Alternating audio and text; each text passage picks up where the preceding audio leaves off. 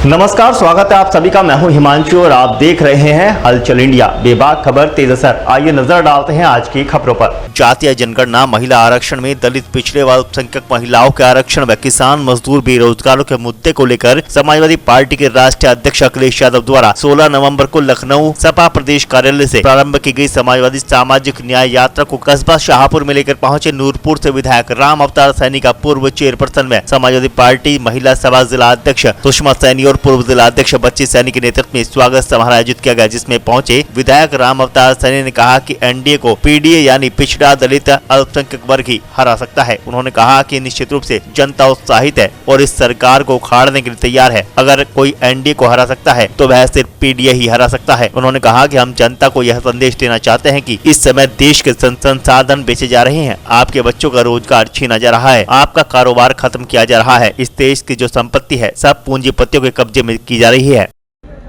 Samajwadi party का ये कार्यक्रम है हमारे यहाँ शाहपुर नगर पंचायत में, मतलब शाहपुर नगर पंचायत में जो कार्यक्रम किया है ये महिला सभा का है। हमारे जो राम अवतार सैनी जी उनके स्वागत के लिए किया है। भाजपा सरकार में कहते थे कि मतलब भाई महंगाई भी कम होगी और महिला सुरक्षा भी कम होगी। आज कोई भी महिला सुरक्षा नहीं है। मणिपुर का आप ये कांड देखें, मणिपुर में कैसे उनको मतलब बेइज्जत किया है, और अभी एक उसमें यूनिवर्सिटी में भी हुआ है। ये सभी कांड होते हैं और फिर भी हमारी सरकार चुप बैठी है, कोई भी कार्रवाई नहीं होती, कोई व्यवस्था नहीं है उनकी सुरक्षा के लिए, कोई भी नहीं है। चेयरमैन साहब, सपा सरकार ने किस किस तरह की सुविधाएं दी थी जो आज दूर तरह बेकार हो चुकी है? सपा सरकार ने एक तो हमारी 100 एम्बुलेंस दी थी जो, और हमारी जो सरकारी हॉस्पिटल में डिलीवरी रास्ते में ही वो हो जाती है, मतलब परेशान होती हैं लेडीजें, उनको भी सुरक्षा दी थी कि वो एक फ़ोन करने से ही मतलब हॉस्पिटल पहुंच जाती थी। एम्बुलेंस दे दी, 100 डायल चलाया था, उससे महिलाओं की सुरक्षा थी कि 15 मिनट भी नहीं लगते थे, एक फ़ोन करते ही 10 मिनट में वहाँ पर हंडल पहुँचती थी। जो आपके ऊपर जिम्मेदारी है, जब महिला जिला अध्यक्ष आप हैं, तो महिलाओं को किस तरह से आप जोड़ेंगे समाजवादी पार्टी से? महिलाओं को मैं जोड़ने का कार्य कर रही हूँ, हर विधानसभा में जा रही हूँ, हर महिलाओं को करा रही हूँ, मतलब उनको नगर में जा रही हूँ, उनको बता रही हूँ कि हमारी जो पार्टी है समाजवादी पार्टी, वो महिलाओं की सुरक्षा के लिए है। तो यही है कि 24 में जो हमारे चुनाव होंगे उनको जागृत कर रही हूँ कि भाई वो उनको वोट दे और उनको जिताए, जो हमारी आगे सरकार। आदरणीय राष्ट्रीय अध्यक्ष अखिलेश यादव जी के दिशा अनुसार राम अवतार सैनी जी लखनऊ से समाजवादी सामाजिक न्याय यात्रा लेकर 16 तारीख से विभिन्न जनपदों से होकर गुजर कर जनपद मुजफ्फरनगर में आज 21 तारीख को रुहाना टोल से प्रवेश मुजफ्फरनगर की पावन धरती पर आए और जगह जगह पर उनका भव्य स्वागत सभी समाज के लोग कर रहे हैं। जो समाजवादी पार्टी के राष्ट्रीय अध्यक्ष अखिलेश यादव जी ने पीडीए का जो नारा दिया है वो फार्मूला बहुत ही अति मजबूत है। ये आने वाली 2024 के चुनाव में पीडीए से बहुत मजबूती मिलेगी।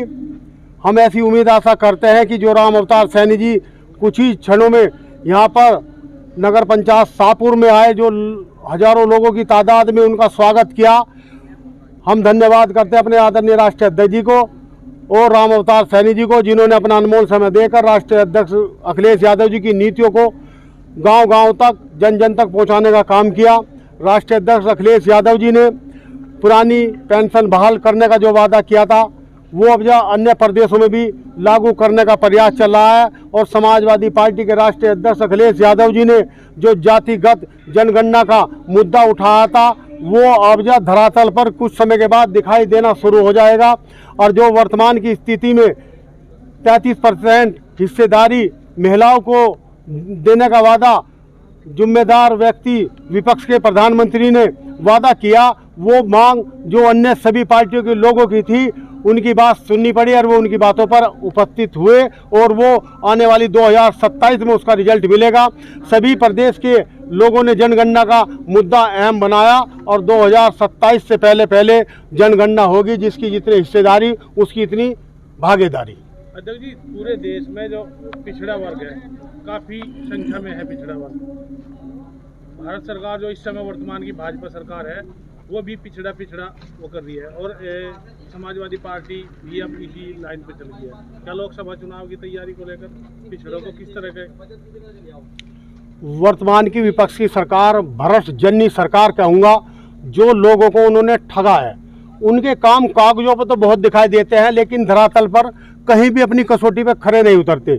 लोगों के सपने उन्होंने दिखाए, लेकिन वे अपने सपनों पर कहीं भी खड़े नहीं उतरे। दिखाकर ख्वाब सपनों का ये उनकी गुर्बत लूट लेते हैं। ये वे लोग हैं जो मासूमों की इज्जत लूट लेते हैं। ये वर्तमान की सरकार के विपक्ष के नेताओं, जो हम कहेंगे, उन्होंने 2 करोड़ नौकरियों का वादा किया था, जनधन खाते खोले थे, काला धन लाने का काम किया था, उन पर मुकदमा करने का काम किया था, 15 लाख रुपए देने का वादा किया था, और उन्होंने महंगाई, भ्रष्टाचार और हवाई चप्पल वालों को हवाई जहाज में बैठाने का वादा किया था। ऐसे कोई भी काम नहीं हुआ जो धरातल पर दिखाई दिया हो। एक मेहनतकश कौम किसान कही जाती है, जो 2022 में कहा था इन्होंने कि आमदनी किसानों की हम 2 गुनी कर देंगे और गरीबी बहुत से परे हिंदुस्तान चला जाएगा। लेकिन हमें लगता है कि हिंदुस्तान की में फिलहाल वर्तमान की गरीबी ज़्यादा महसूस होती है। अब फिलहाल जो घर का रसोई का काम था, जो कभी 500 450 रुपये का सिलेंडर हुआ करता था, एक इस केंद्र सरकार की मंत्री जो 450 में बहुत महंगा बताती थी और चौराहों पर दिखाई देती थी सिर पर सिलेंडर रखकर, आज 1000 से भी ऊपर अधिक है, जो लोगों को नहीं दिखाई दे रहा। भाजपा की सरकार ऐसे झूठ सच बोलती है, इमोशनल ब्लैकमेलिंग करती है। जिस तरह महंगाई और बेरोजगारी बढ़ रही है, तो उसके लिए समाजवादी पार्टी अब फिलहाल वर्तमान की सरकार में किसान आत्महत्या कर रहा है खेत में, बेरोजगारी है देश में, लड़कियां मर रही हैं रेप में, चंद लोग मौज ले रहे हैं बाबाओं के भेष में। ये वर्तमान की स्थिति है। ये फिलहाल वर्तमान की जो सरकार चल रही है, ये किस तरह के षड्यंत्र रचती है और लोगों को भ्रमित करती है। अंग्रेजों से माफी मांगने वाले को वीर सावरकर बना दिया, रामलीला मैदान से सूट सलवार पहनकर भागने वाले को अमीर बना दिया, लाखों का सूट पहनने वाले को फकीर बना दिया, मेहनतकश कौम किसानों को इन्होंने गरीब बना दिया। ये इस तरह के षड्यंत्र रचती है और अच्छे सपने दिखाकर लोगों को लूटने का काम करती है। इन्होंने हमेशा गरीब लोगों को पिछड़ा, दलित, अल्पसंख्यक प्लस आधी आबादी प्लस आदिवासी प्लस अगड़े। अच्छा, आप इस संदेश को लेकर पश्चिम उत्तर प्रदेश में किस तरह का समर्थन आपको? निश्चित रूप से जनता बहुत उत्साहित है और इस सरकार को उखाड़ फेंकने के लिए आमादा है। और उत्तर प्रदेश में अगर कोई एनडीए को हराएगा तो पीडीए ही हराएगा। वर्तमान में जो समाजवादी पार्टी मतलब किस तरह का जनता में संदेश देना चाहती है चुनाव को लेकर? हम जनता को ये संदेश देना चाहते हैं कि इस समय देश के संसाधन बेचे जा रहे हैं, आपके बच्चों का रोजगार छीना जा रहा है, आपके जो कारोबार थे वो ख़त्म किए जा रहे हैं। इस देश की जो संपत्ति है वो चंद पूंजीपतियों के कब्जे में चली जा रही है। इस देश को बेचने का काम कर रहे हैं। अगर हमें जिंदा रहना है और हमारे जो पुरुषों ने, जो महापुरुषों ने, जो हमारे पूर्वज थे, जो कमेरे लोग थे 90%, उन्होंने इस देश के संसाधनों को बनाया था और एक तानाशाह इस देश के संसाधनों को बेचने का काम कर रहा है। और ये सरकार भारतीय जनता पार्टी की सरकार ना होकर पूंजीपतियों की सरकार है। और मुझे कहने में कोई हिचक नहीं, अडानी जी की सरकार। भाजपा सरकार ने कहा कि महिलाओं के लिए हम सारी व्यवस्था करेंगे। उन्होंने घर घर कनेक्शन दिया उज्ज्वला के नाम पर, और अब इतना महंगा सिलेंडर होगा कि कोई ले नहीं पा रहा है। उनके निर्णय के लिए क्या कहना चाहिए? मजाक किया, महिलाओं के साथ नहीं बल्कि आम जनता के साथ, गरीबों के साथ, सबके साथ मजाक किया। ये केवल वोट का काम करना चाहते हैं। जब यूपीए की सरकार थी तो 40 करोड़ लोगों को मुफ्त राशन मिलता था, वो संख्या 80 करोड़ हो गई। ये चाह रहे हैं कि 125 करोड़ लोगों को और ये राशन की थैला ठाक उनके पीछे पीछे चलने का काम करेंगे तो इतने गरीब लोग हो जाएंगे कि फिर इनकी सरकार कोई हटाने वाला नहीं। तो ये अब समझ में आ गया पिछड़ों के। सपा सरकार ने एक 100 एक्ट चलाई थी जी, कानून व्यवस्था सही करने के लिए, लेकिन उन्होंने बदल के उसको 112 कर दिया। क्या कहना? बात 100 का 112 करने का नहीं, राष्ट्रीय अध्यक्ष जी ने ये सोचा था कि जो हमारे पीड़ित लोग हैं कि कभी कभी थाने में उन्हें नहीं जाने दिया जाता था, रास्ते घेर लिए जाते थे, क्या कोई घटना हो जाती तो केवल 10 मिनट के अंदर कैसे उनके पास पुलिस पहुंचे, कैसे उनके पास एम्बुलेंस पहुंचे, ये सुविधा उन्होंने दुनिया में अध्ययन करवाने के बाद, बहुत दुनिया का अध्ययन कराने के बाद ये सिस्टम क्रिएट किया था कि जैसी डायल आप करेंगे तुरंत आपके पास सुविधा पहुंचे। आज ये वो बच्चियाँ जो हमारी बेटी जो बहनें उस सिस्टम को चला रही थी, आज वो पिछले 1 महीने से धरने पर बैठी हैं, उनके कोई सुनने वाला नहीं है, चूँकि उन्होंने वो डायल 100 सिस्टम भी खराब करने का काम करा, वो ख़त्म करना चाहते हैं। पिछली सरकारों में जिस तरह विपक्ष जो अब बीजेपी के लोग हैं वो महंगाई और बेरोजगारी को लेकर धरने प्रदर्शन पे तमाम सिलेंडर लेकर सड़कों पर घूमते थे, अब जो वर्तमान में आप लोग हैं विपक्ष है तो उस तरह का विरोध देखने को नहीं मिल रहा कहीं भी महंगाई और बेरोजगारी। देखिए, मैं आपको बता दूं कि जाति, धर्म और पार्टी को देखकर ये जो लोग घर में आराम से भी बैठे उनके खिलाफ मुकदमे दर्ज कराने का काम कर रहे हैं। निश्चित रूप से जनता एक न एक दिन सड़क पर उतरेगी और पार्टी भी सड़क पर उतरने का काम करेगी और पूरी ताकत के साथ हम इनका विरोध करने का काम करेंगे।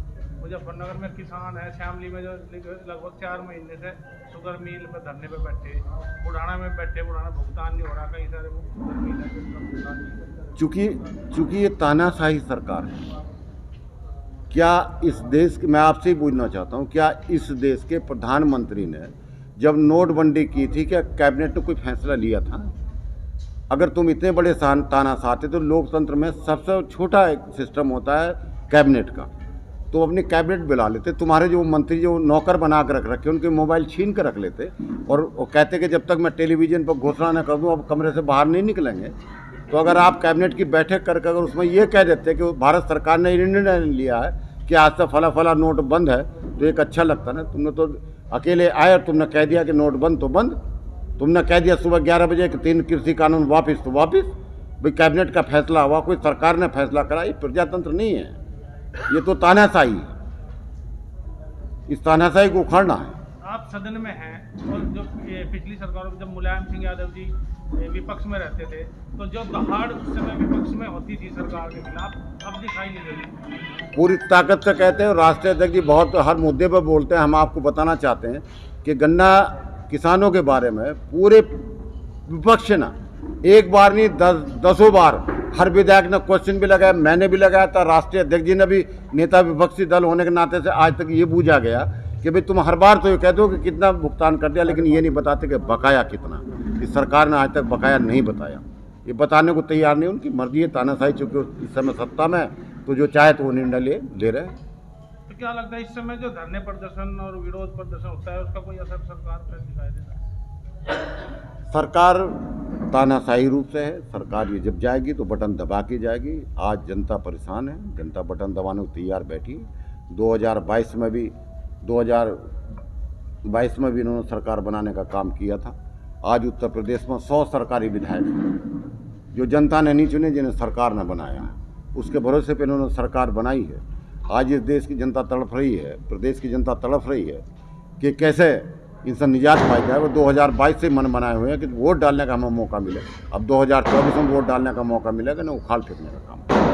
एक सवाल हो रहा है, जिस तरह विपक्ष एकजुट हो गए, जो बात जनता जो चाह रही है विपक्ष एकजुट हो और किसी तरह सरकार, लेकिन विपक्ष ही एकजुट नहीं होता दिख रहा है। 5 राज्यों में चुनाव है, उनमें भी सब लोग, चूँकि कांग्रेस ने ये कह दिया था कि जो गठबंधन हुआ है, जो इंडिया गठबंधन हुआ है, इंडिया गठबंधन उसके लिए हुआ, पार्लियामेंट के चुनाव के लिए हुआ, और हर प्रदेश में कोई ना कोई क्षेत्रीय दल मजबूती के साथ खड़ा है। तो ये राष्ट्रीय जो पार्टी है उनका दायित्व बनता है कि उस प्रदेश में उन क्षेत्रीय दलों को आगे करके। वक्त हो चला है आपसे विदा लेने का। कल फिर होंगे हाजिर कुछ नई और ताज़ा खबरों के साथ। तब तक के लिए दीजिए हमें इजाजत। नमस्कार। देखते रहिए हलचल इंडिया, बेबाक खबर तेज असर।